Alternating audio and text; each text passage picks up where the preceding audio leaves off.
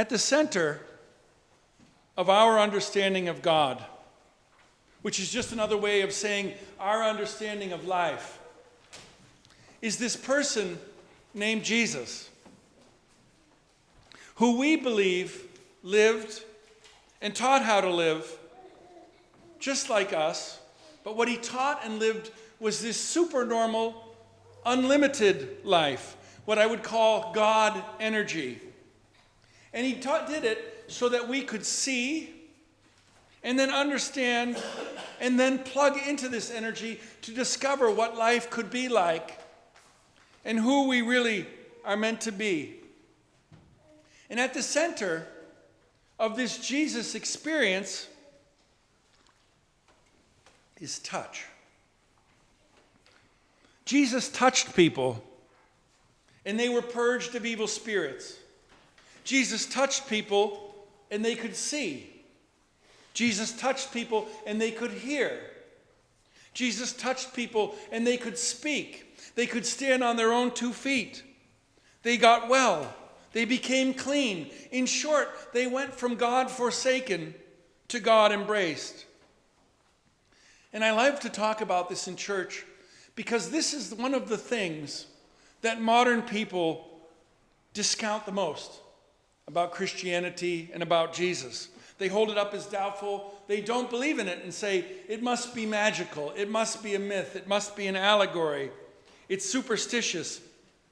Because we think to ourselves, well, I've never seen anyone touched and be able to see, touched and gotten well, touched and be cleansed of something that's holding them back. And therefore, we go through life limiting Jesus and God, and we think of them as sort of an idea, and often an impractical and irrelevant idea when compared with the ideas that are really relevant and important to us, ideas like democracy or capitalism.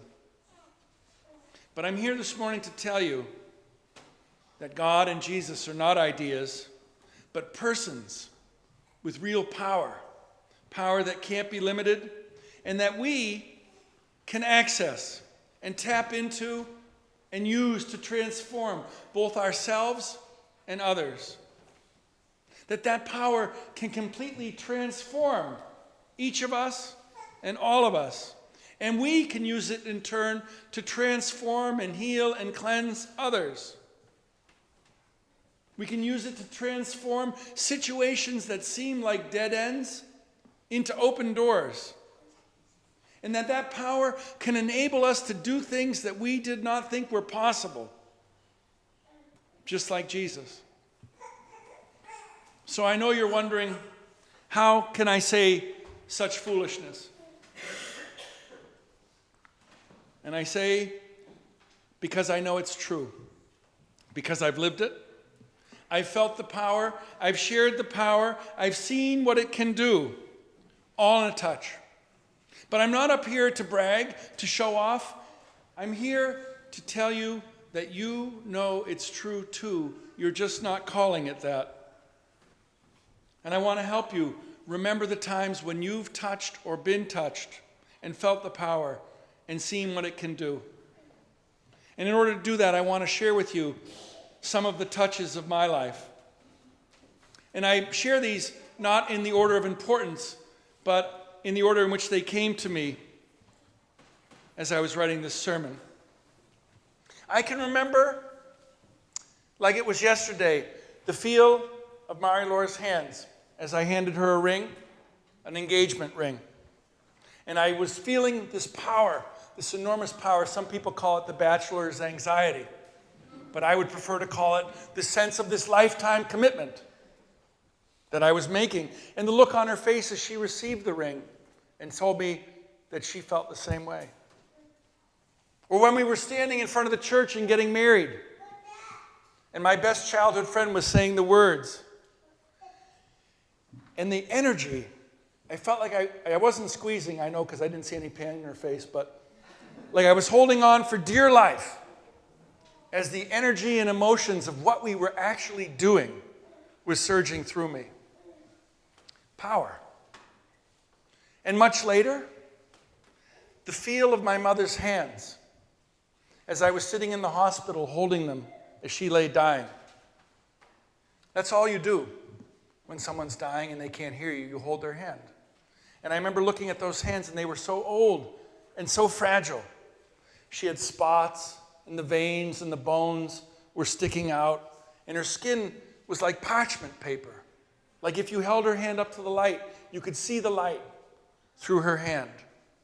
But I remember as I was sitting there holding those hands and seeing 85 years of life that had worn them down, I could remember the 30-year-old hands of when she was a young woman, and she taught me how to read and write and draw and make bread.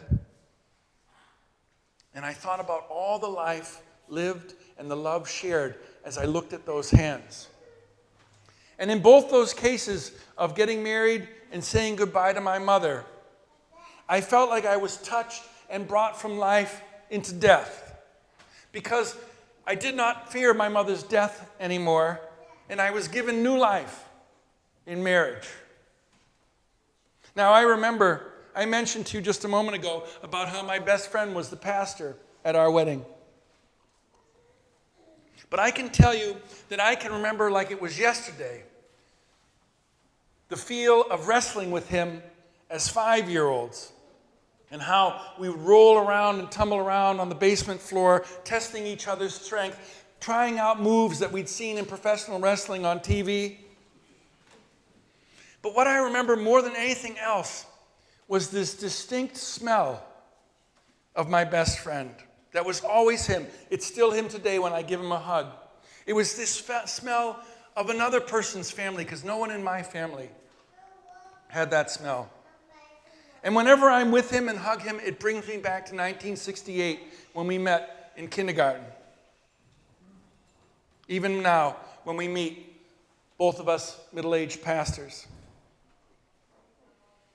But now when we hug, we're no longer wrestling, and maybe we weren't back then. But when I touch him, I feel the power of a lifetime of friendship. Which makes me think of another time around Christmas in 2009, when I was hugging my father for the first time in 30 years. My father and I hadn't spoken to each other or seen each other in 30 years. There was a lot of bitterness and anger following a really bad divorce between my parents. But I have to tell you, I was absolutely terrified before he came into the house. But when he came through the house and I hugged him, because that's the right thing to do, I could smell my father's smell, which is one of the first 2 smells I ever smelled. And I could remember the feel of the whiskers on his cheek when he would come home from work and give me a hug. And I was back in 1967 or 1977. And I remembered. This is the important point. This is the power. I remembered that the bad divorce didn't mean that there hadn't been great love and a great family and great good before that thing happened. And that touch set me free. It cleansed me of an enormous evil spirit that had owned my soul for 30 years, definitive. And I remember thinking, bone of his bone, flesh of his flesh, just like in the Bible. And then speaking of bone of my bone and flesh of my flesh, I can remember like it was just yesterday when the doctor turned to me and said, Max, your son, and placed the child in my hands. And feeling 8 pounds of new life and looking into the face and seeing your wife's face or your own face, it was like new love and new life washing over me, like Noah's Ark of a new beginning, or like the gates of heaven opening for Jacob. And I literally was overwhelmed with this sense of the power of the future and what might happen next. And speaking of hands, I also can remember it like yesterday when I was in the Second Congregational Church of Cohasset and becoming an ordained person. And the people from 4 churches were there. The church that I was serving in Quincy, the church that I had served in Cohasset, the church that I was about to serve in Connecticut, and the church that I grew up in Shrewsbury, had all shown up. And the pastor who had confirmed me was preaching the message. And as they came to lay their hands on me, I could feel the power of all their hopes and dreams for me, people who had known me all my life, people who I was about to go serve as their pastor. And at first it felt like an enormous heavy weight, but then it lifted. And I felt like something new had happened. And talking about hands, I remember standing by the open grave of one of my good friends who died much too young at 49 of cancer. And because I was a minister, I'd been at open graves before and seen caskets. But between me and the grave was my good friend's best friend, his next door neighbor, all through his childhood.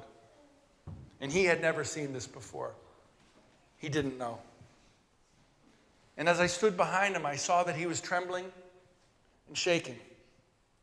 What he was thinking and feeling on the inside was coming out.